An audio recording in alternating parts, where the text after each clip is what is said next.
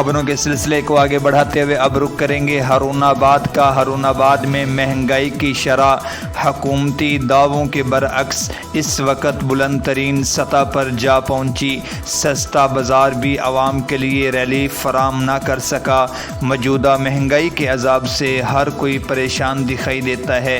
मज़ीद इसी हवाला से देखते हैं हारूनाबाद से अरशद अली गौरी की ये रिपोर्ट। हारूनाबाद में इस वक्त महंगाई की शरह बुलंद तरीन सतह पर है। मेन बाजार हारूनाबाद में लगने वाला सस्ता बाजार भी आवाम को महंगाई से रिलीफ दिलाने में नाकाम नजर आ रहा है। हुकूमती अदादोशुमार के मुताबिक खाने पीने की एशिया की कीमतों में 50 से 70% तक इजाफा देखने में आया है। इस महंगाई में जहां नाजायज मुनाफाखोरी शामिल है, वहीं हुकूमती अदारों की नाअहलियां भी नुमायां हैं। डॉलर का रेट बढ़ने से भी हर चीज की कीमतों पर बहुत बुरा असर पड़ा है। अदवायात की कीमतों में 3 साल में 200% तक इजाफा आम आदमी के लिए अलग अजाब बना हुआ है। महंगाई के साथ साथ कोरोना लॉकडाउन की आड़ में काफी सारी तादाद में लोग बेरोजगार भी हुए हैं।